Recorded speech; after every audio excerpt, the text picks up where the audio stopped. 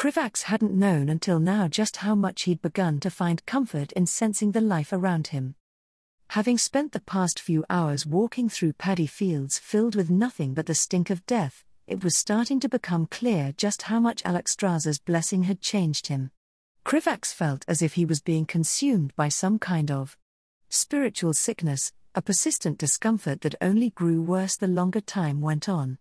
If Tyrion's grimace was any indication, then Krivax wasn't the only person who wasn't enjoying their little adventure. Vizier Hadix had teleported them as close as he reasonably could to the epicenter of Scourge activity without drawing attention, which was in the region of Pandaria referred to as the Jade Forest. Most likely due to its relatively defensible position and proximity to the continent's coastline, the Scourge had chosen to first conquer the so-called Tian Monastery and make it their stronghold. Given that it was relatively close to the Temple of the Jade Serpent, a stronghold of the August Celestials, the Tian Monastery also served as a useful forward operating base from which they could launch attacks against the natives. While Krivax knew that this place must have once been quite beautiful, that was far from the case now. Blackened trees loomed ominously overhead, their branches twisted as if crying out against the dark taint that had consumed them. The once vibrant green grass had turned a sickly shade of grey, with tendrils of death's influence spread all throughout the landscape. The sparkling waters of the Jade Forest had grown murky and stagnant while undead lifeforms swam through them, creating eerie ripples on the surface. It wasn't only the rivers that were patrolled by the undead either, as the Tian Monastery's proximity to the front lines meant that the Scourge had invested heavily in its defenses. This close to their target, there was hardly anywhere that wasn't patrolled by ghoulish sentries or the occasional flying undead cloud serpent. They'd made such progress through the corrupted forest only because the Scourge was more expecting angry wild gods than well-prepared invisible strike teams. Of course, that wasn't to mean that there was nothing for them to worry about at all. Hold. Lifeweaver Masruk is signaling the presence of a shade ahead. Krivax was pulled from his thoughts by Vizier Hadix's warning as their entire group stopped on the hill they had been climbing on their way to the Tian Monastery. Turning his attention to Hadix, Krivax saw that the Vizier was looking off into the distance while wearing a set of modified gnomish goggles that looked incredibly incongruous on his arachnid face, given that any unnecessary usage of magic beyond the spells and enchantments concealing them risked revealing their presence to the Scourge. It was reasonable that they would use as many non-magical items as possible. However, that didn't lessen the fact that Vizier Hadix looked positively ridiculous with a bulky, eight-eyed contraption sitting on his head. Krivax had to stifle a laugh as Vizier Hadix chittered with annoyance as he fiddled with the knobs on the googles. Thankfully, Krivax's draconic eyes were sharp enough that he could see Masruk far in the distance, flashing a variety of hand signs in their direction while flying in the air. Masruk's ability to fly had made him the perfect candidate for being dosed with an elixir of detect invisibility and sent ahead to scout. Their greatest risk of being discovered were via the invisible shades patrolling the area that were themselves capable of sensing unseen intruders.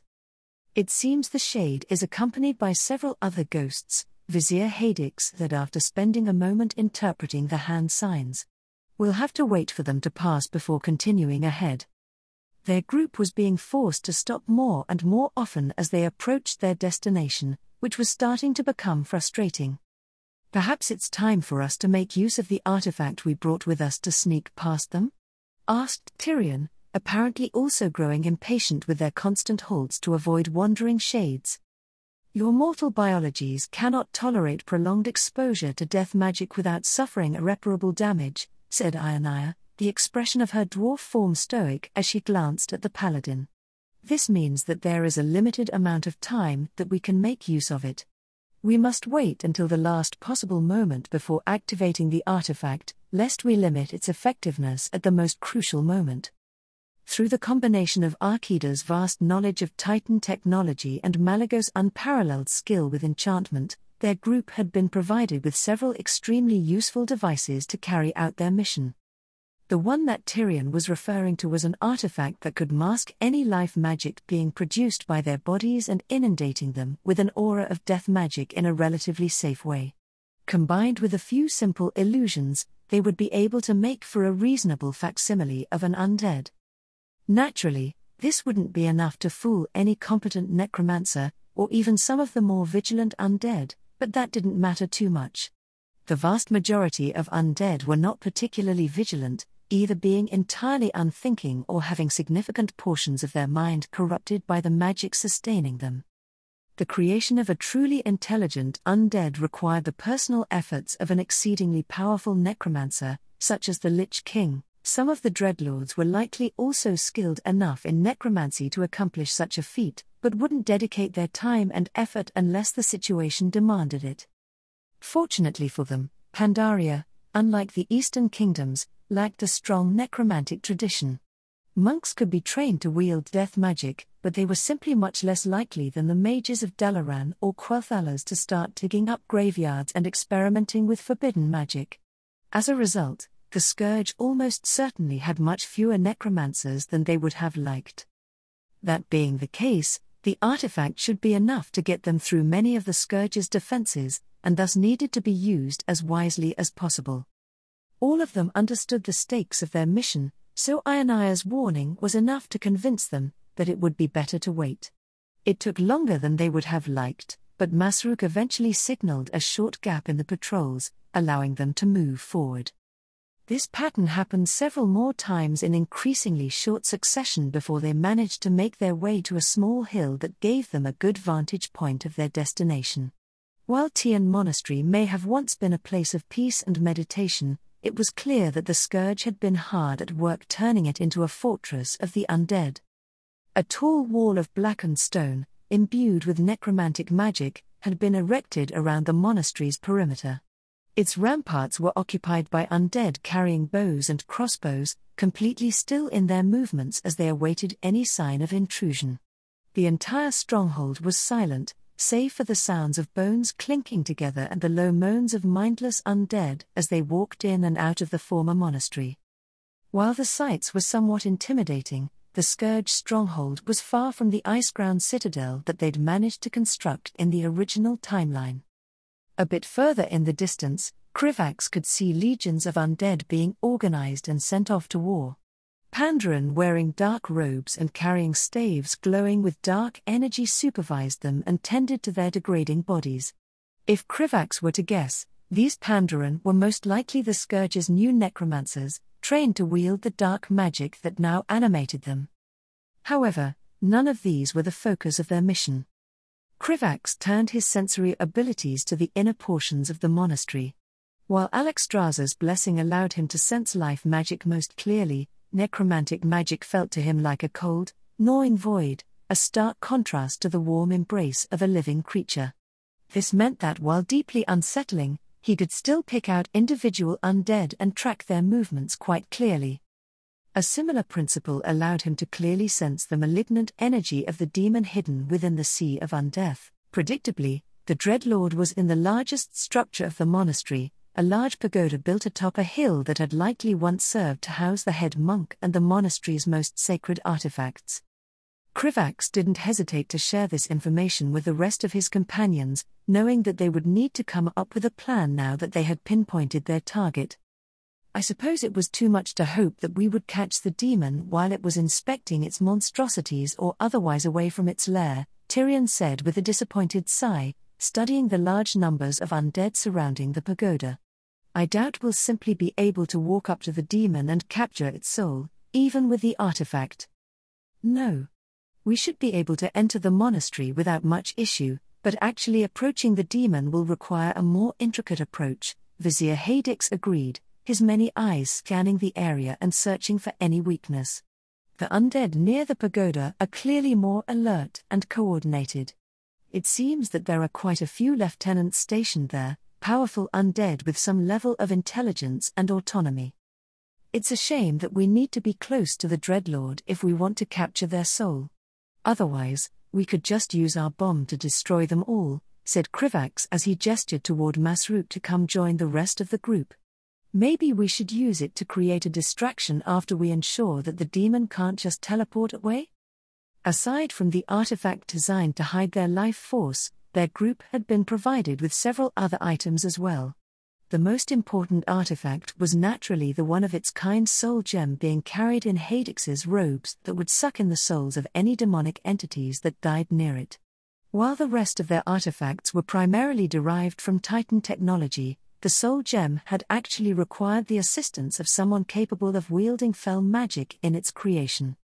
The negotiations that convinced the Kaldoi to permit Illidan's participation in its creation had been tense and relied a lot on the dragonflights to serve as mediators. As a result, there were quite a few important political matters riding on the results of this mission. The second was a much more traditional Titanic artifact that would instantly prevent spatial magic from working over a very large area. If there was one thing that the Titans were good at, it was their ability to shut down magic they didn't want to function. After all, there was a reason they'd been able to successfully seal away several world-devouring eldritch gods. The last device was much more simple than any of the other artifacts, a mana bomb infused with aspect of magic's potent arcane energies. The bomb would be suitable for destroying the pagoda and everything inside of it, along with most of the surrounding structures, if not for the fact that doing so would ensure the Dreadlord's escape into the twisting nether. It would be far better if we used the weapon to destroy the undead protecting the demon than as a mere distraction, Vizier Hadix immediately refuted, his tone thoughtful. We are formidable, but not so formidable that we can fight through an entire fortress before being overwhelmed by the enemy's reinforcements. We must also ensure the demon is prevented from fleeing before we make our attack known. Given how cunning the Dreadlords were said to be, that made sense to Krivax. They certainly couldn't count on the demon willingly staying in the fortress for several minutes while the monastery was blowing up around them. Could we perhaps make use of your Nerubian magic to tunnel beneath their fortifications and into the enemy's stronghold? Asked Tyrion, turning a curious gaze to Hadix. I've seen your people use many such tactics against the Horde during the Second War to great effect, after all. Even from this distance, I can sense wards designed to detect any approach from beneath the monastery. We would be encircled within moments of trying to dig our way inside, Vizier Hadix responded grimly. I suppose it was too much to hope that the enemy wouldn't have learned about our capabilities, Krivax thought to himself with disappointment.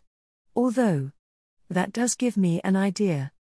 Watcher Ionaya, how quickly can you activate the anti-teleportation artifact, and how apparent would its effects be to the Dreadlord? Krivax asked, his thoughts racing as a plan began to form in his mind. The artifact's activation would be immediate, and its effects obvious to any competent mage, said Ionaya, her voice monotone as she responded. The Dreadlord will realize that he's being targeted within moments.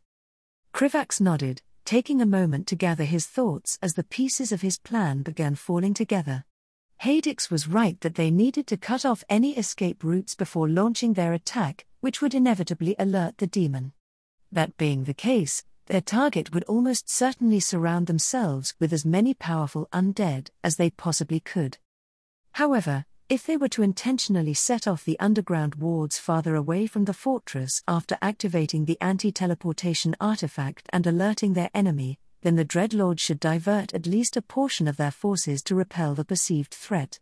Such a group of undead would be the perfect target for their mana bomb. There would still be a significant number of undead standing between us and the Dreadlord, Vizier Hadix warned once Krivax finished sharing his plan, expression thoughtful as he considered the matter. Our enemy will not be foolish enough to send away the entirety of his defenses, especially once he realizes he's been trapped. Whatever foul undead remain will fall to the light, said Tyrion, determination clear in his voice.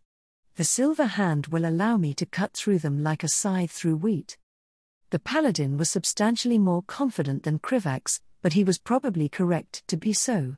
The combined might of their group was enough to destroy large numbers of undead, and with the enemy forces substantially weakened by the bomb they should be able to carve a path to the Dreadlord.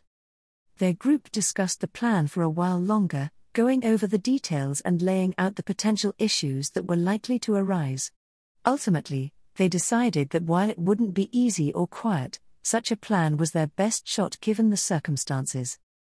After all, There had always been a limit to how close they would be able to get without being forced to fight the rest of the way through. At least this would allow them to destroy a considerable portion of their enemy before that confrontation would occur. Very well. If there is nothing else, then we should avoid wasting any more time, Vizier Hadix said decisively once they had gone over every aspect of their strategy. Watcher Ionaya, activate the artifact. We will need to hide any sign of life energy in our bodies if we are to continue any further. Ionaya gave a short nod before retrieving an orb inscribed with dense Titan runes along its surface from her personal spatial bag. Krivax knew nothing about how it functioned, but he had no doubt that it was a masterpiece of artificing that any archmage would kill to study. For a single moment a series of magical spells too complex for him to understand passed between Ionaya and the orb before the artifact activated, most likely some manner of verification magic known only to the Titans and their creations. However, Krivax didn't have much time to consider the matter before a wave of energy washed over the group, leaving him feeling profoundly wrong. The potent pool of life energy that Krivax had felt within him from the moment he'd been empowered by Alexstrasza was abruptly suppressed. It wasn't gone completely or even diminished, but the comforting warmth that he'd grown used to was suddenly hidden away from him. Instead, he felt utterly cold. The chill of death affected him not only physically, but also mentally as his very emotions seemed to grow more distant. Krivax already hated the sensation and couldn't wait until it was over. If being an undead felt even a fraction as horrible as what he was experiencing, then the Scourge were even more of a tragedy than he'd first thought. We must move quickly, lest your mortal bodies die in truth, Ionaya cautioned, stirring their group from the temporary stupor they had been plunged into. Vizier Hadix immediately began covering them in illusions of undead creatures to avoid drawing attention. Before long, Hadix, Krivax, Tyrion, and Ionaya all looked the part of undead Pandaren monks, their bodies carrying distinct signs of decay and undeath. Meanwhile, Masruk looked like one of the large cranes native to the area that had been killed and added to the Scourge's forces. With the magic in place, Masruk didn't hesitate before spreading his wings and began flying to his position above the stronghold while carrying the mana bomb within its specially made spatial container. All of them would need to ensure that they did nothing that would reveal the illusion, such as bumping into something with their real bodies. While Krivax might look like a barely 6-foot-tall corpse, he was still a giant spider person who was more than double that height. With their disguises firmly in place, the group began their approach to the Tian monastery. It didn't take long before they were close enough to be spotted by the undead surrounding the stronghold. Much to his relief, the combination of illusions and death magic was enough to prevent the mindless creatures from paying them the slightest amount of attention while they shambled past. Even through his dampened emotions, Krivax felt more than a little tense as they passed by the walls surrounding the monastery. The majority of his focus was on ensuring he didn't step on or bump into any of the undead surrounding them, while also ignoring the foul smell of decay as best he could. Krivax occasionally also noticed some of the more intelligent undead, usually either Naga or Pandaren monks, glance at them with curious expressions. However, any interest directed toward them was almost immediately replaced by utter apathy as the undead returned to their duties. Seeing this, Krivax couldn't help but wonder how much of their success so far was due to their group's competence and how much was owed to the lack of motivation among the undead. A combination of the Scourge's shortage of necromancers and the Lich King's absence significantly weakened their control over the undead hordes. Unfortunately, the undead surrounding the Dreadlord's central stronghold were almost certainly the most intelligent and loyal, meaning their group was attracting more and more attention the closer they got to their target. While they might appear and feel no different from any other member of the Scourge, 4 unfamiliar undead walking into a fortified area was still quite conspicuous. Not only that, but it seemed like the Scourge was smart enough to place some of its more vigilant sentries atop the monastery's many pagodas. Krivax could tell that one of the closer sentries was focused on them, likely having noticed some inconsistency. Their group had already discussed the matter earlier and decided they couldn't risk speaking to any of the intelligent undead.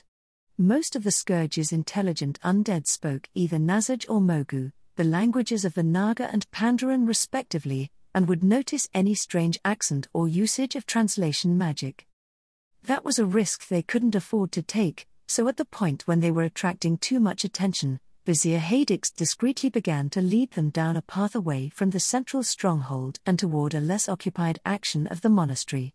Both the forge and the training ground seemed to be in constant use, so their best option was to head towards one of the mediation gardens, which had largely been abandoned by the Scourge. "This seems to be as close as we can approach without being exposed," Vizier Hadix said under his breath as he swept his gaze through the garden, finding only dead plants and tainted soil. "It will take me some time to trigger the underground ward sufficiently far enough from us so that the bomb does not threaten our safety. You all will ensure that I am undisturbed." Krivax was about to nod in agreement before he suddenly sensed something in the distance that caught his attention. "That may be a bit difficult," Krivax said solemnly, drawing the attention of his companions. "One of the sentries on one of the pagodas was paying close attention to us earlier, and I can now sense several of them quickly moving in our direction." "Then we must destroy the undead as quickly as possible," Ionaya said without hesitation. "We cannot allow ourselves to be discovered." "True, but I fear that we lack the ability to do so without revealing ourselves," said Tyrion, glancing toward the several undead flying above the monastery. "Calling upon the light in this dark place would be like lighting a lighthouse in the night. Even if we attempt to act subtly, we risk being noticed by the abominations above us." Krivax felt the same way. While their location was somewhat secluded, it wasn't so far away that a sudden burst of violence wouldn't draw attention. "I can handle it," Krivax announced as he reached into his spatial bag and retrieved a flask filled with a dark alchemical liquid. "I'd hoped to use the elixir given to me by Archmage Kel'Thuzad on one of the more powerful undead, but it seems like we have no choice but to use it now." Vizier Hadix only hesitated for a moment before nodding in agreement. "Very well. Go and hurry back. We should be ready to proceed by the time you return." Krivax didn't need to be told twice and immediately set out to meet the scout as Hadix began casting his spell. It didn't take long after leaving the garden before he caught sight of the undead sentries who were approaching them, 3 nagas carrying wickedly sharp glaives. What are you doing here?" The largest of them hissed, its voice dripping with suspicion. "I don't recognize you, monk." Lord Mal'Ganis ordered that none but his most trusted are to approach the inner sanctum. "Identify yourself." Krivax directed his illusionary body to bow, even as he approached the Naga at a calm pace and removed the stopper from the flask. While there was no visible indication, Krivax could sense a mass of magic immediately surge from the flask and toward the closest undead. "I will not ask again. Identify yourself, or. The undead's voice trailed off as its gaze slowly lost focus, the elixir's magic taking hold. The other two, sensing something amiss, seemed as if they were about to attack before they also suddenly became still, their eyes glazing over. Krivax nodded in satisfaction as he glanced at his surroundings, realizing that none of the other undead had noticed the brief confrontation. From the perspective of anyone watching, it would have appeared as though the sentries had simply stopped to converse with the disguised monk. "Return to your post and act as if everything is normal," Krivax ordered the Naga after he was certain Kel'Thuzad's alchemical concoction had successfully stripped the undead of their will. "Once Mal'Ganis announces an incoming attack from underground, I want you to rally as many of the Scourge as possible and lead them toward the point of attack." That hadn't been a part of their plan, but there was no sense in letting an opportunity to lead more undead to their destruction via mana bomb go to waste. The Naga, now completely enthralled by the elixir, nodded in unison before departing.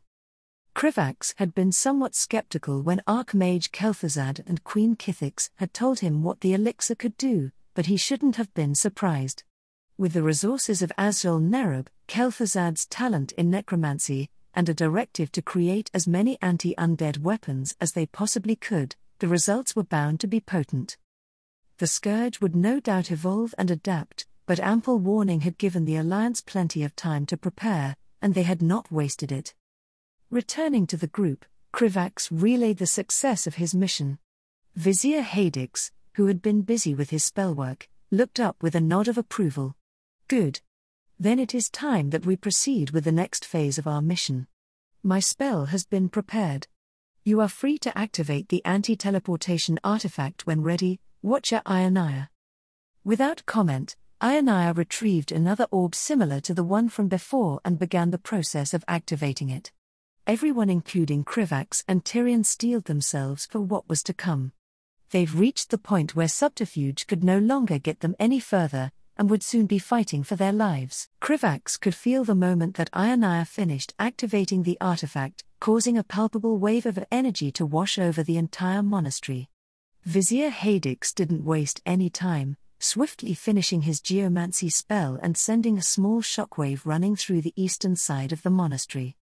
The effect of this was near immediate, as the demonic presence that Krivax had been focusing on grew extremely agitated. Moments later, countless undead creatures began swarming toward the apparent point of attack as they prepared for an invasion. Undead monks jumped across the rooftops of their former home while cloud serpents circled the area and armored Naga arranged themselves in defensive lines. There were even several giants who had squeezed themselves through the streets of the monastery and were preparing to unleash their wrath on any intruders. The Scourge had mustered an impressive defense in a very short time, and even the most powerful of invading forces would have suffered immense casualties just trying to push through it. Mal'Ganis is about to realize that he has made a very poor decision, Krivax thought with some glee. Before the Dreadlord could further analyze the situation and realize that he'd been tricked, several things happened in quick succession. First, Ionaya deactivated the artifact, suppressing their life energy and covering them in necromantic energy, much to Krivax's relief. Following that, Vizier Hadix immediately released the illusions covering their group and signaled toward Masruk's figure above the Scourge forces. Finally, their group began creating their most powerful barriers around themselves while Masruk flew away from the epicenter of the bomb as quickly as possible. The moment the mana bomb made contact with the ground, it detonated with an ear-splitting explosion of arcane magic that utterly obliterated any undead in its immediate vicinity. The shockwave from the explosion was nothing short of cataclysmic, tearing apart undead and destroying any nearby buildings. Debris went flying in all directions at breakneck speed, adding another layer of destruction that rippled through the Scourge's defenses. Krivax winced as what seemed to be the roof of a temple crashed against their barriers, sending a shower of shattered tiles and splintered wood in all directions. The force of the impact was immense, but their combined barriers held firm and absorbed the brunt of the explosion's aftermath. As the dust began to settle, the devastation became clear. A massive crater filled with crystallized arcane magic now occupied the space where the bomb had landed, torrents of wild arcane energy still crackling and sparking within. The surrounding area was a wasteland of broken buildings and inanimate corpses, with the Scourge forces that had been so hastily assembled completely destroyed. The few that remained were wandering aimlessly, the spells that controlled them disrupted by sheer potency of the bomb's arcane magic. The enemy is in disarray. It is time for us to attack, said Vizier Hadix, his voice pulling everyone's attention back to the present. We must capture the demon as quickly as possible before they can reorganize. With that, Hadix began charging toward the central stronghold while destroying any undead in his path with a flurry of arcane spells. Ionaya didn't hesitate to follow suit, reverting to her true titanic watcher form and simply stomping on any undead unfortunate enough to draw near. Tyrion followed moments after, retrieving the silver hand and releasing a potent nova of light that bolstered his allies and burned away the undead. Masruk danced through the skills, his spear a flurry of motion as it pierced the skulls of the airborne undead attempting to swarm them. He would also occasionally reach into his spatial bag and drop gnomish bombs atop any large group of undead beneath him. Krivax summoned his silk golem and sent it rampaging among the undead while summoning walls of life-infused flames on the path behind them that protected them from any undead attempting to ambush them. Several of the less intelligent undead ran in regardless, causing them to catch a flame and quickly disintegrate. Their group was few in number, but their combined might was overwhelming to the Scourge's shattered defenses. Each step they took was met with resistance, but their group was able to very quickly push their way to the central stronghold. "Go, slay the demon and capture his soul," said Ironaya as she shattered an undead sea giant's skull with a swing of her massive hammer and stood by the stronghold's entrance. "I will prevent any reinforcements from entering. I will not grow tired, and only the strongest of blows can harm my form." Krivax nodded, directing his golem to fight alongside the Titanic Watcher and Masruk as he, Tyrion, and Hadix charged into the fortress. Their non-organic forms meant that Ironaya and his golem were well suited to last against a tide of undead, but even they would fall if Mal'Ganis was not captured quickly. "Paladin, to the front. Krivax, guide us toward the Dreadlord," Vizier Hadix called out as he teleported away from a group of undead monks who had attempted to ambush him, reappearing behind Tyrion. "Gladly," said Tyrion, eyes glowing brightly as his grip tightened on the silver hand. "For the light." Krivax could sense Mal'Ganis moving through the upper levels of the fortress, his malignant presence pulsating with both shock and fury. After relaying this information to the group, the three of them began swiftly ascending the fortress. The Scourge that moved to stop them were very formidable, many of them monsters that could have potentially killed dozens of soldiers on their own. However, the decision to equip Tyrion with the silver hand quickly proved its worth. The legendary weapon, imbued with the purest essence of the light, cleaved through undead with ease, its radiant glow drastically weakening any nearby undead. "The hallway to the left," Krivax shouted as Hadix froze a torrent of water sent their way by a Naga sea witch and sent the jagged ice structure crashing back toward her. "We are nearly there." As they drew closer to their target, they ran into several brutal magical traps that had been quickly set up by the Dreadlord. It wasn't anything they couldn't handle, but it was enough that Tyrion and Krivax took a moment to heal their wounds. Once they were ready, the three of them stepped into the chamber where Mal'Ganis awaited. The chamber itself was quite large, and was clearly used as a place for the Scourge to plan its operations. Maps of various regions of Pandaria were pinned to the walls, marked with symbols and notes that indicated strategic points and troop movements. On the other side of a large obsidian table stood Mal'Ganis and what were likely several of his strongest undead subordinates. A part of Krivax had expected to be greeted with villainous prattle similar to when he'd fought Dithierok, but one look at Mal'Ganis' expression told him that wouldn't be the case. His eyes, glowing with malevolent green light, were filled with pure rage and hatred. The demon only spoke a single word as he prepared to unleash his fury. "Die." With a wave of his hand, a stream of fellfire so hot that it melted everything in its path surged towards their group. A pair of undead monks, more fluid in their motions than any they'd previously encountered, lunged toward them. A patchwork monstrosity of flesh, bone, and too many limbs let loose an unearthly scream before charging from the side, its wail tearing at Krivax's mental defenses. Tyrion let out a roar of challenge as the paladin met the fellfire head-on, the silver hand shining brighter than it ever had. The hammer's radiant glow quickly overwhelmed the flames, causing them to harmlessly dissipate before Tyrion charged the seemingly shocked Dreadlord and engaged him in direct combat. The undead monks were met with a barrage of highly accurate arcane missiles that forced them to jump away and deflect the attacks with magic-enchanted blows. Hadix swiftly took advantage, weaving a series of spells with a speed and precision that put his opponents on the defensive. Meanwhile, Krivax focused on the patchwork monstrosity, launching a stream of life-infused flames to disrupt the dark energies that held the creature together. Unfortunately, it soon became clear why Mal'Ganis had chosen to keep this particular abomination close at hand, as it very quickly regenerated any damage done to its person. It also seemed to exude some kind of diseased gas into the air that would have already caused Krivax to grow sick if not for his empowerment. Realizing that it would take far too long to deal with the thing by himself, Krivax launched it across the room with a blast of arcane magic and froze it to the wall. Following that, he turned to assist Hadix, surrounding the vizier in a pillar of flames that healed him and prevented the undead from drawing closer. This seemed to be enough to tip the tides of battle, as it gave Hadix enough space to cast several spells that slowly boxed the agile undead into a corner of the room. A subsequent stream of fire from Krivax very quickly turned the creatures to ash. Krivax called for his mentor to help him destroy the patchwork monstrosity next, but decided that it was best to simply solidify and reinforce the frost trapping it. When Krivax was finally able to turn his attention to the fight between Tyrion and the Dreadlord, he was unsurprised to see that their portion of the chamber had been completely destroyed. Fell fire lingered everywhere, while both combatants had sustained several gruesome wounds.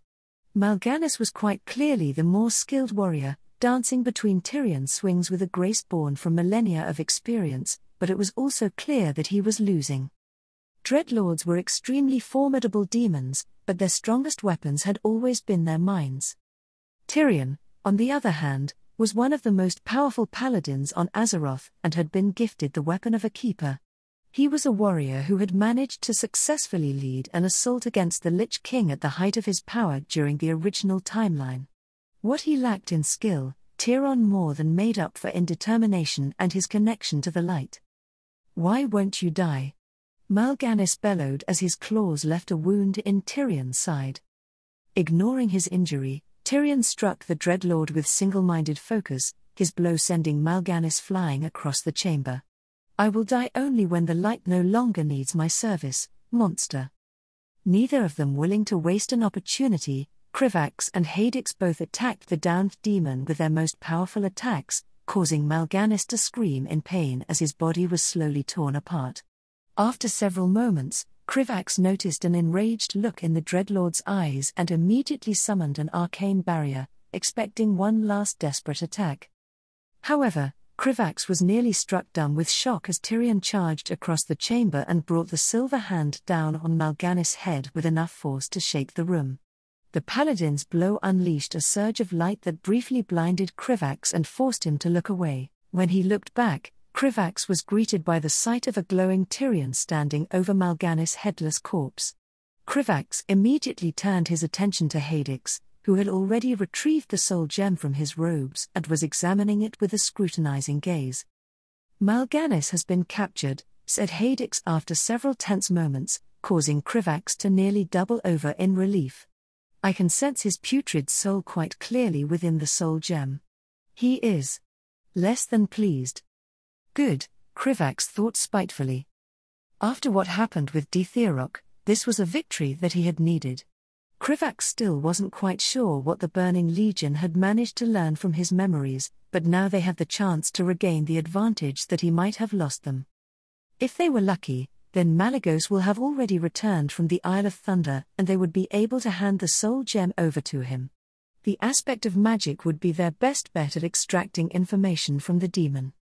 Given that the Lich King could be planning a counterattack at this very moment, much of that information could even be extremely time-sensitive. "There is no time to waste," said Hadix, already leading them out of the chamber as he returned the gem holding the captured demon to his robes. "We must meet with Ionaya, deactivate the anti-teleportation artifact, and flee this place before the Scourge can regroup and mount a counterattack." Krivax and Tyrion both nodded in agreement, following behind the Vizier as they quickly made their way out of the fortress. The number of undead had increased dramatically since they had entered the stronghold and was swarming over Ionaya and Krivax's golem while Masruk was on the ground stabbing at them with his spear. All of them sported significant injuries, with Masruk even having lost one of his wings. Upon seeing this, Tyrion immediately let loose a blinding wave of light that caused the undead to recoil and give their allies a brief respite. Ionaya immediately deactivated the anti-teleportation artifact, and the rest of them defended Hadix while the Vizier began casting the spell to take their group away. They were all exhausted from the battle, but still managed to hold their ground long enough to disappear from the Scourge stronghold in a flash of light, with the soul of one very angry Dreadlord as their prize. Malygos sneered disdainfully as he created a beam of arcane magic that tore through the most recent wave of undead attempting to prevent him and Alexstrasza from venturing deeper into the Throne of Thunder. He would normally have simply destroyed them with a sweep of his tail rather than going through the effort of casting a spell, but these holes were too small to hold his true form. Reducing the Throne of Thunder to rubble was a potential option, but doing so would have taken far too long.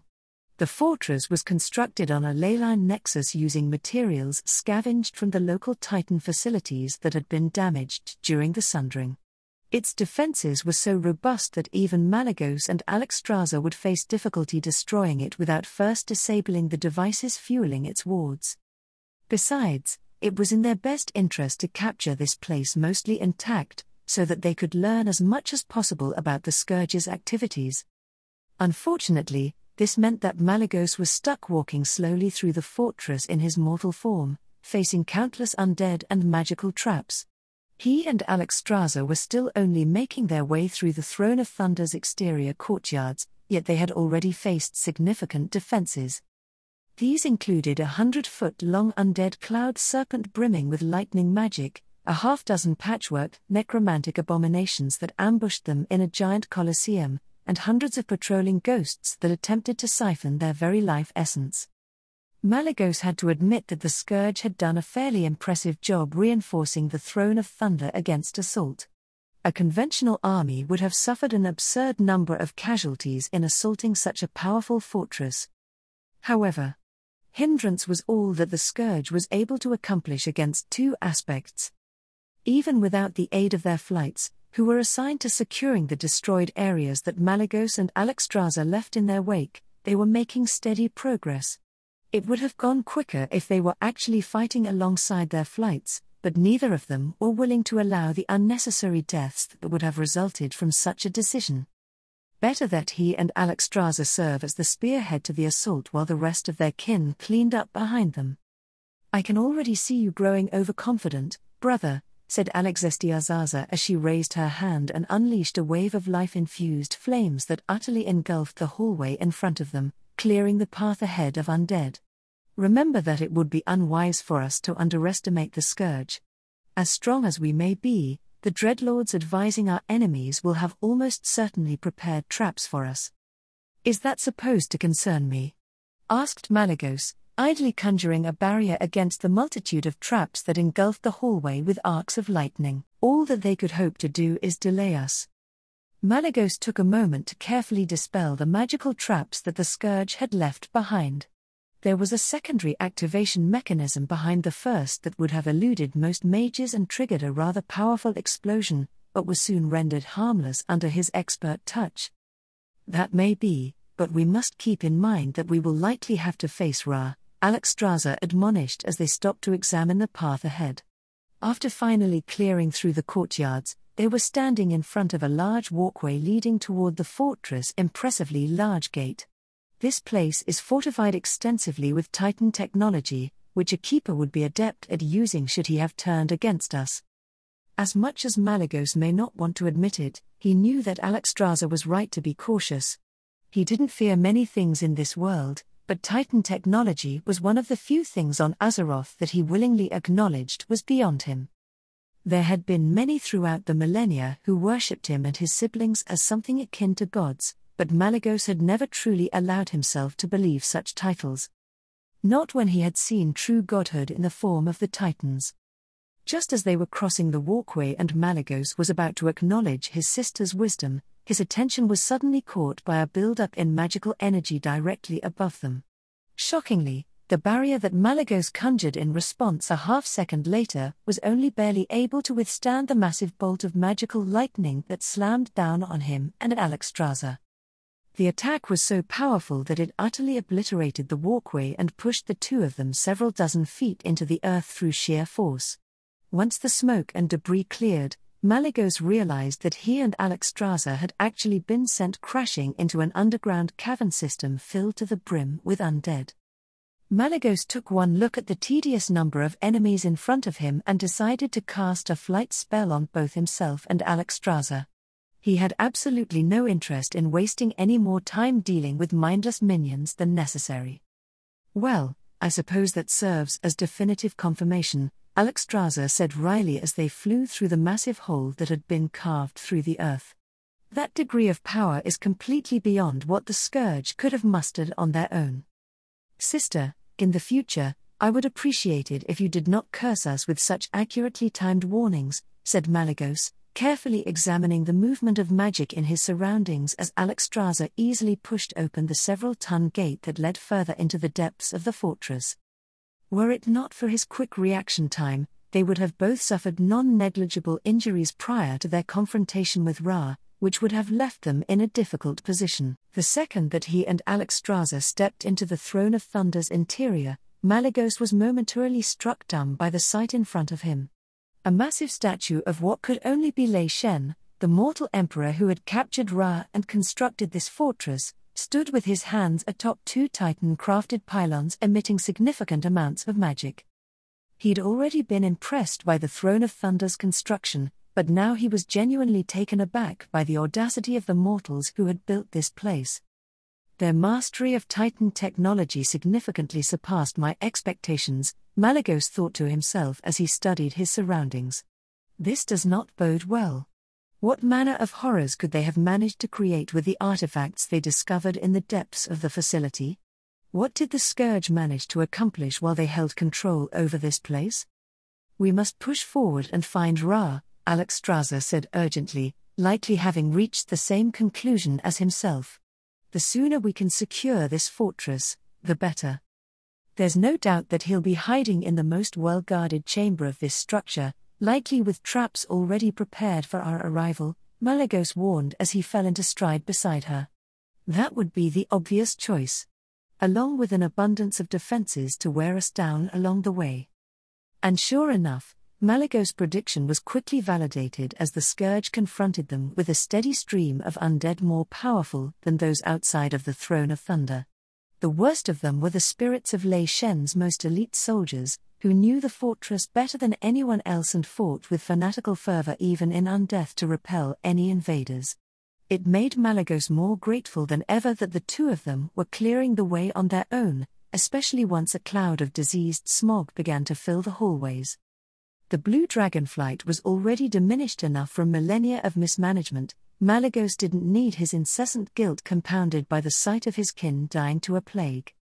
This disease is more virulent than any we've seen deployed by the Scourge before, Malygos warned his sibling as he simultaneously analyzed the magical disease attempting to decay his flesh. We need to find and destroy the source of this smog before it spreads beyond the Throne of Thunder. The thick mist is not nearly enough to overcome our innate magic, but our flights would quickly find themselves choking on this accursed blight. It's emanating from the fortress' eastern wing, Alexstrasza said as she casually grabbed the spectral blade of a Mogu warrior and engulfed the spirit in flames, her enchanted gauntlet allowing her to touch the ethereal being. I can sense potent life energies, twisted in an unnatural manner that is even more disturbing than the rampant undead. With their destination set, the two of them quickly made their way through the twisting corridors of the Throne of Thunder, occasionally stopping to deal with the abominable monstrosities left behind by the Scourge. However, those monstrosities were somehow less vexing than the congealed pools of animated anima that attempted to kill them. Slimes were a rare but known creature on Azeroth, and were generally the result of reckless alchemical experimentation or when multiple types of magic coalesced in a particular area. Void magic was particularly susceptible to generating such beings, which was why the blood of powerful void entities had a tendency to animate and kill anything nearby. The knowledge that these abominations were more than likely the ichor of Highkeeper Ra, unwillingly harvested from his body over millennia, lent a particular kind of horror to the situation. The first time that Alexstrasza attempted to engulf the creatures in her life-infused flames, they both regretted it as the creatures immediately absorbed the aspect of life's potent magic and swelled in size. The resulting creature was so grotesque and powerful that Malygos ended up teleporting it into the caverns beneath the fortress rather than taking the effort to destroy it. From that point on, Malygos very pointedly did not allow Alexstrasza to offer her assistance as he methodically froze each of the anima slimes in blocks of ice. As they ventured deeper, the concentration of smog grew denser and more toxic, until Malygos was forced to cast a spell over the two of them just so that they could see. Once they finally reached the source of the smog, both of them were momentarily struck dumb by the scene in front of them. In the center of a massive chamber was an enormous vat, overflowing with the pulsating diseased smog. Attached to the vat were multiple long pipes that led to even larger containers filled with Highkeeper Ra's blood all along the room. What must have been the greatest source of anima in the world outside of Uldar was clearly being used exclusively for monstrous experiments and as the primary ingredient for the Scourge's plague. Malygos was suddenly more grateful than ever that he had been forewarned of the Scourge by Krivax.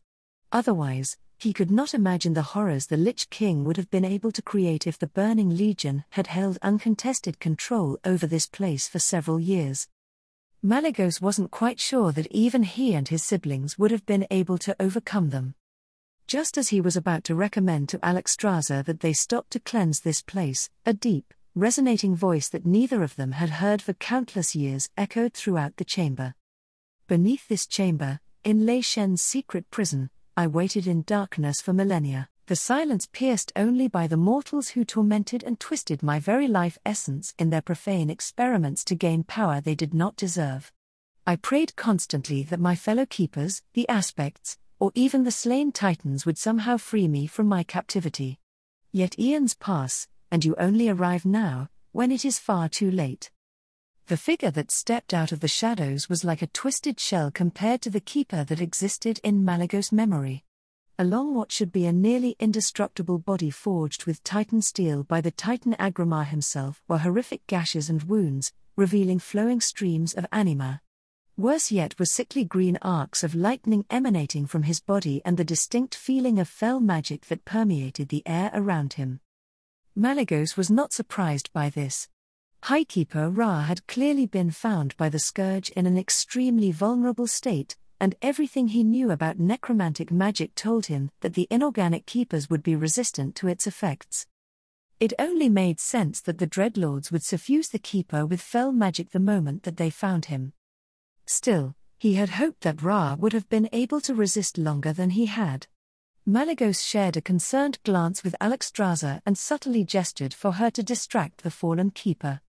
He was not normally one to engage an enemy in conversation before combat, but he could sense that a powerful and complex magical ward had begun spreading through the entire fortress the moment Ra entered the chamber.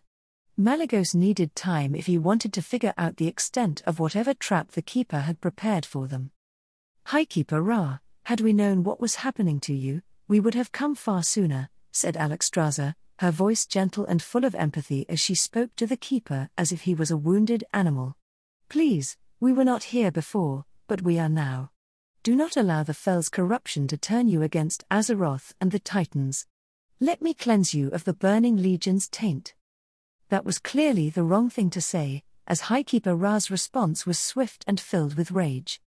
"Even before I was found by the Scourge, I had already seen the truth," said Highkeeper Ra, the keeper speaking with more emotion than Malygos had ever seen when he had been uncorrupted. "Azeroth is twisted and corrupted beyond redemption. Whether it be the Burning Legion or the Old Gods, there is no hope for this doomed world. You speak to me of turning against the Makers, but they are gone and Sargeras is the only Titan who remains." That was all Malygos needed to hear to realize that nothing productive would come out of speaking to the keeper, so he ignored him and Alexstrasza as he focused on probing the Throne of Thunder's magical defenses.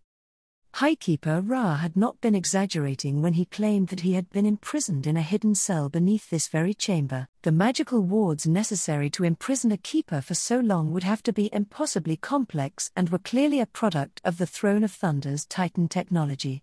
There were signs that the mesh of security measures had been moved from the prison and were being spread through the fortress. He could even sense a magical barrier slowly being erected around the structure's exterior, preventing their flights from entering. Even Malygos would now find it difficult to teleport out of the Throne of Thunder without suffering potentially fatal side effects once the barrier was fully activated. It would even have a dampening effect on both himself and Alexstrasza, making them notably weaker. Still, Malygos was the aspect of magic, and he knew that every magical system had its own vulnerabilities. There would almost certainly be a control mechanism deeper in the fortress, or he could even disable the wards himself if he had enough time to study it. His analysis finished, Malygos decided to interrupt the ongoing exchange between Alexstrasza and the keeper. As someone who had been driven to the very brink of despair and madness, he could tell that Highkeeper Ra had already been pushed over that precipice. There were no amount of impassioned pleas or empathetic speeches that would help this situation. Never one to let an opportunity pass him by, Malygos silently cast a spell to dramatically hasten his speed before dashing forward and unleashing an enormous burst of carefully shaped arcane magic that sent the Keeper flying back several meters. The attack had not been meant to do any real damage, but Malygos instead aimed to separate Highkeeper Ra from the chamber he had obviously planned to fight them in. In his experience, it was never a good idea to allow an enemy their preferred battleground. "I hope you're not naive enough to believe that these wards will be enough for you to defeat us," said Malygos, his voice carrying a hint of derision as he stalked forward and unleashed a multitude of spells that pushed the Keeper into a nearby hallway. Alexstrasza was quick to join as well, her clawed gauntlets engulfed in potent flames carving into Ra as she attacked with grim resolve. "If so, then the fell corruption has addled your senses beyond recognition. Even weakened and separated from our flights, we will still be more than capable of overpowering you." It was not an empty boast. The only keepers who Malygos would honestly fear to engage in open battle with were Tyr and potentially Ordin. However, Malygos found himself mildly surprised when the fallen keeper failed to react with the fury that he had expected. "That may be true, but I am no fool," said Highkeeper Ra, chuckling as he erupted in an enormous blast of fel-empowered lightning that forced Malygos to shield himself and Alexstrasza behind an arcane barrier. Nor is Tichondrius. He knew that the defenders of Azeroth would arrive on Pandaria before it could be subjugated and sought my assistance to deal with it. "Look behind you, aspects." Cautiously, Malygos kept his gaze locked onto the Keeper for several moments. Once he was certain Ra had no intention to attack, he looked back into the chamber behind him and saw the vat of magical plague violently shaking as the surrounding smog grew more dense than ever. Suddenly, the vat erupted with a deafening explosion that destroyed the chamber in which it was contained, sending anima and disease-trapped gases flying in all directions. The explosion was so powerful that Malygos had no doubt it would have demolished a lesser fortress and sent the plague spreading for miles around, if not for the same magical defenses meant to contain him and Alexstrasza.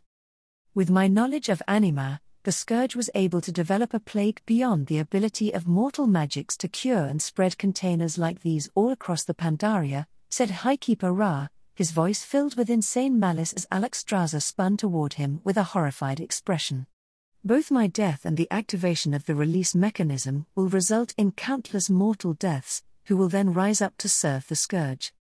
Malygos' mind immediately began to race as he considered potential ways to deal with the Keeper's trap before landing on an important discrepancy. "Then why haven't you done so already?" Malygos asked suspiciously, locking eyes with the fallen Keeper. "I sincerely doubt it is due to any lingering mercy you may feel toward the mortals." "Indeed not," said Highkeeper Ra, some of his pleased madness giving way for irritation. "At every turn, you have exceeded the Scourge's estimations, organizing an army and gaining access to Pandaria far quicker than anticipated. The amount of plague containers we could spread across the land is limited, but it is no matter. The Lich King has been made aware of your assault, and what few containers exist are enough to keep you here." Malygos instantly understood Ra's strategy. Even if the plague could not kill all of the mortals, it would kill far too many for Alexstrasza to tolerate. Ysera was still occupied with the Emerald Nightmare and Primals while Nasdormu was dealing with a surge in attacks throughout the timeline by the infinite dragonflight. With Malygos and Alexstrasza contained in the Throne of Thunder by the threat of countless mortals being killed and raised as undead, the Lich King would be free to retaliate against the mortals of Azeroth without the aspects intervening.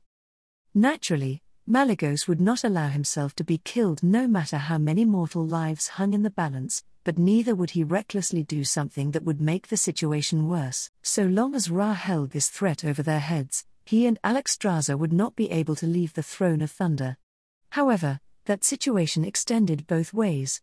So long as they were here, the fallen Keeper could not detonate the plague containers without losing all of his leverage. "And now that you understand why you can neither kill me nor leave, I see no reason to refrain from sharing with you a portion of the torment that I've suffered," said Ra with a cruel smile as he raised his hand and unleashed an enormous bolt of fell lightning that left behind a streak of melted stone as it streaked toward them. The Keeper was clearly not holding back, and Malygos was forced to telekinetically throw himself and Alexstrasza out of the way rather than attempt to deflect the attack. It only took Malygos a moment longer to consider a dozen different scenarios and decide that the best course of action was to discreetly bypass the Throne of Thunder's wards and send a telepathic message about what was happening to the outside. Accomplishing this would be impossible for anyone else, but Malygos' enemies were rarely able to anticipate everything his mastery over magic allowed him to do. "Sister, help me by distracting him," Malygos telepathically said to Alexstrasza before quickly sharing his plan with her as they hastily avoided another barrage of Ra's furious assaults. Alexstrasza nodded decisively before turning a furious gaze to the Keeper. Malygos cast a spell to hasten his sister's speed before the Dragon Queen leapt forward with the entirety of her strength toward Highkeeper Ra. With Nelthorion dead, Alexstrasza was by far the largest and thus the most physically powerful dragon currently alive, and every bit of that strength carried over to her mortal form. Malygos would personally consider himself and Nestormo the most deadly aspects in combat, but there was something awe-inspiring about seeing enough strength to destroy a mountain being focused into a single, unstoppable blow. The entire Throne of Thunder seemed to shake as Alexstrasza rushed forward with enough speed to break the sound barrier and collided with Ra, her entire body aglow with vermilion flames. Highkeeper Ra was clearly caught off guard as the Dragon Queen sent the two of them hurtling through hallway after hallway. The many undead still infesting the fortress attempted to intervene, but were soon swallowed in either lightning or fire as two of the most powerful beings on Azeroth clashed. Malygos was suddenly very glad Alexstrasza had chosen to accompany him, and he had no doubt that he would have enough space to send a message out of the fortress.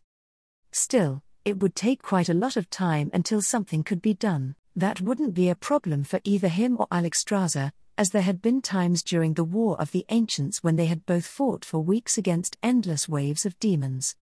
However, it did mean that the mortals would have to fend for themselves until then. "I suppose we'll have to trust in the preparations we've made," Malygos thought as he simultaneously focused on piercing the Throne of Thunder's defenses and assisting Alexstrasza. "After everything we've done to strengthen the Alliance, I hope they will rise to the occasion." When Krivax returned from his mission and regained contact with the Alliance Defense Force, he found them in a frantic state. It took the better part of a day to conclude their mission to capture Mal'Ganis, and he had planned to spend his time making formal diplomatic contact with the August Celestials. All those plans had become moot when he discovered that the Lich King had begun attacking the Eastern Kingdom's naval assets while he was gone. That alone would be a daunting prospect given that the Lich King possessed a giant undead turtle that could bite through half a ship while remaining underwater, but the Scourge had even more forces than they anticipated. It seemed that they had somehow formed an alliance with the Khaldir, a group of fearsome undead Vrykul that launched gruesome raids across coastal cities under the cover of magical fog. Krivax knew from his meta-knowledge that they worked for Helia, a vengeful former Titanic watcher that ruled over the plane of Helheim, which was where the dead spirits of dishonorable Vrykul went before becoming Khaldir. The Scourge must have promised Helia something big to pull her attention away from Odin, most likely assistance in vendetta against the Keeper. Unfortunately, there was little in his meta-knowledge that could help the Alliance deal with coastal attacks by 12-foot-tall undead giants that appeared without warning and killed everything in sight. The only reason that the situation was not worse was because the Alliance had already made preparations for an emergency evacuation of its coastal villages. That and the quick response made possible by the Kirin Tor's portals and the Alliance Defense Force's rapidly deployable teams. However, that still left them having to deal with the Lich King's main attack. "Are we certain that the Scourge intends to focus their attack entirely on the Kultiran capital?" Krivax asked as he watched the Lich King's ongoing attack on Borrelus City through a scrying mirror placed in the Alliance Defense Force headquarters' main command room. It would make the most sense logically if they wanted to cripple the Alliance's strongest naval power, but it's also a difficult target. Kultiras is more prepared than any other coastal nation to defend against an attack from the sea. The Kultiran navy was holding a defensive position near the harbour under the protection of the Alliance's increasingly powerful air forces.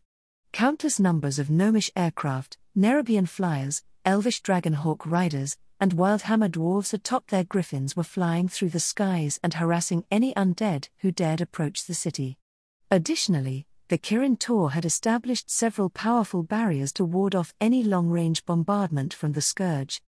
It was an impressive show of defense by the Alliance, though one that the Lich King seemed determined to match. The sky was darkened with flocks of undead birds, cloud serpents, and coatl.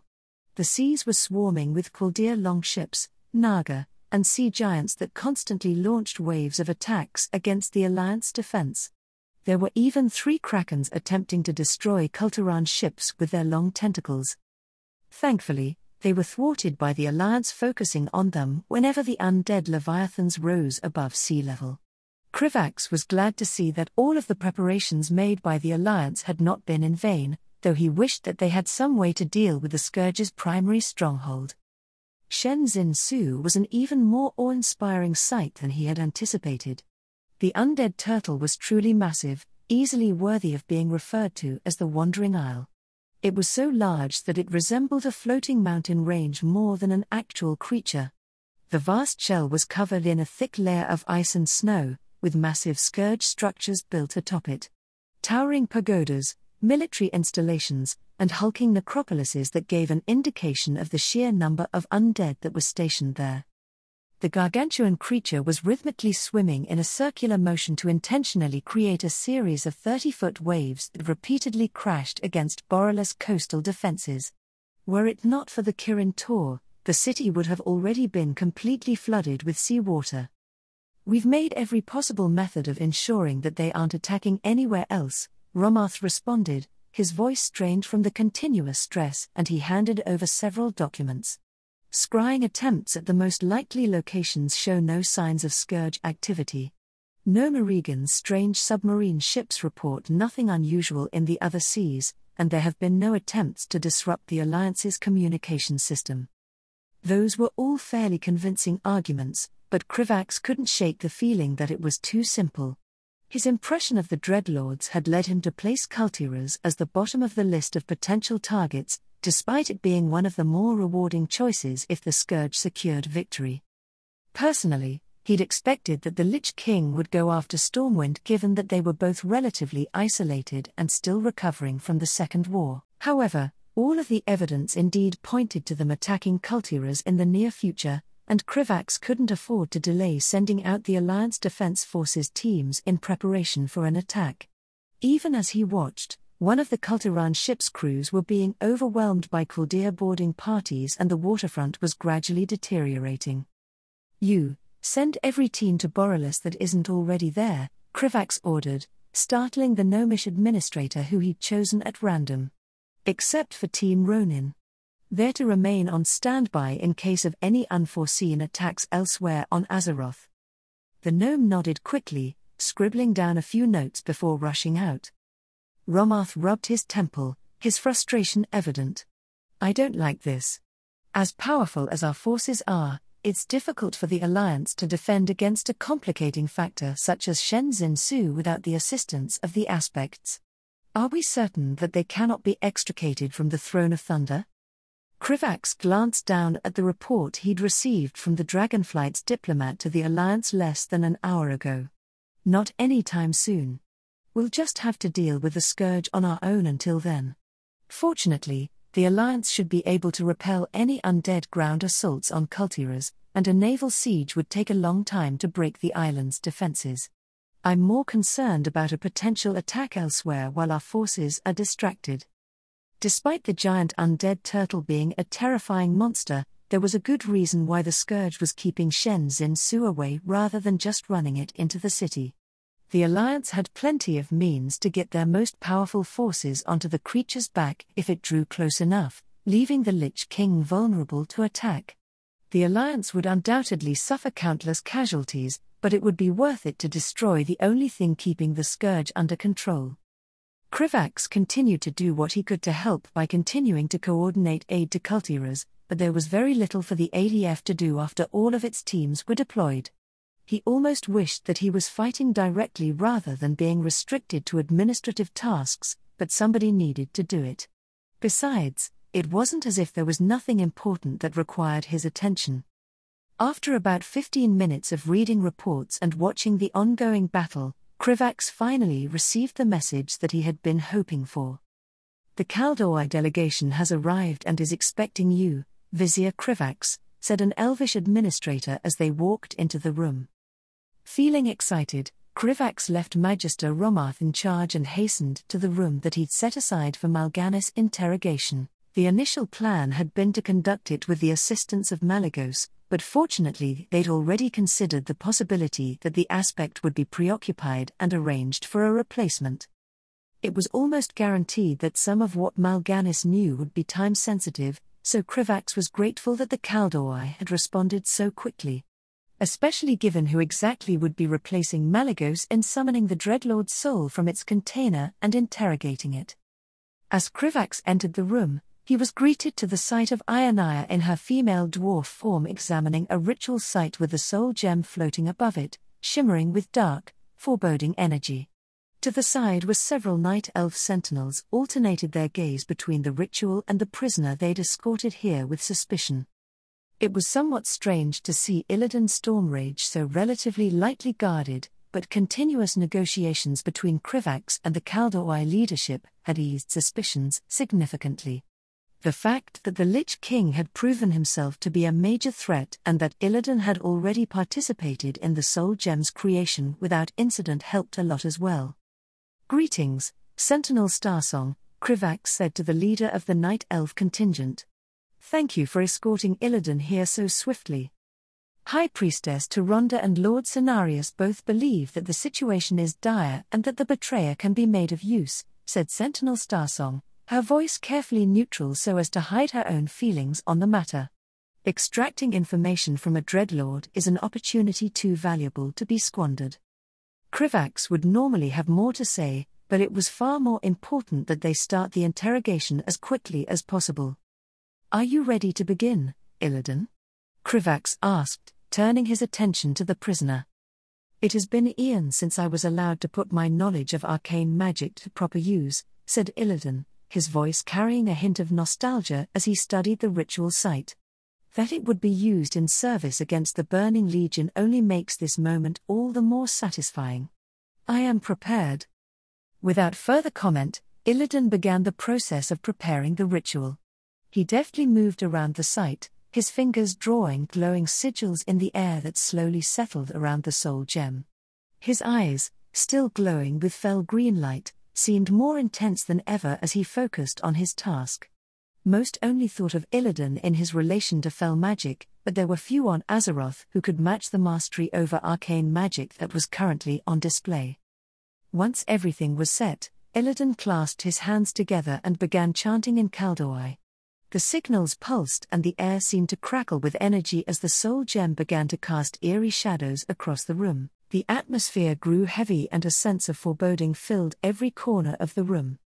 Then, the ritual reached its culmination with a final, resonant word from Illidan. A dark wraith-like figure began to coalesce above the soul gem, its form twisting and writhing as though in agony. Wisps of shadow snaked around it, and two burning eyes seething with malice opened and glared toward its captors. "Illidan Stormrage," the Dreadlord's soul hissed, his voice a venomous whisper. "After the gifts bestowed on you by our Lord Sargeras, you still dare betray the Burning Legion? When we conquer this world and you are inevitably captured, you will yearn for the days when you were still merely imprisoned." Illidan scowled before raising his hand and activating one of the arcane sigils floating around the soul gem. Instantly, the Dreadlord's soul began shrieking in utter agony, his wraith-like form convulsing. "Your threats hold no weight here, Dreadlord," Illidan said coldly as the ethereal figure continued to writhe. "I know exactly how much damage your soul can tolerate before it shatters. Answer our questions, and I might spare you prolonged suffering. Or refuse, and I simply torment you until your soul is weak enough to be bound."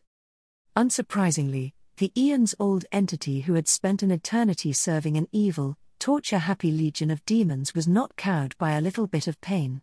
It was only after Illidan used some manner of fell magic to forcefully bind the Dreadlord's essence that Mal'Ganis began to cooperate. "What do you wish to know?" Mal'Ganis asked, his voice filled with a strange mixture of hatred and defeat. "We want to know the Lich King's plans," Krivax said, not hesitating to step forward and bring up the most immediately important matter. "What is his goal in Kultiras? Are there any other targets that he intends to attack?" That question seemed to be the right one, as Mal'Ganis immediately began to strain against the binds that Illidan had placed on him. The Dreadlord's form shimmered as he attempted to resist, but the chains of fell magic held him firmly in place. "I could only guess.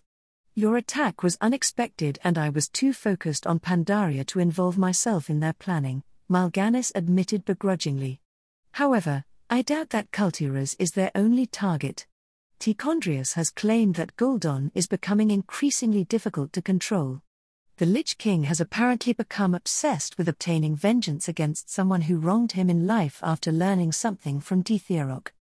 Krivax immediately felt a cold chill run down his carapace, both at the reveal of the Lich King's identity and the news that Dithiarok had already reformed in the Twisting Nether and shared whatever he had learned.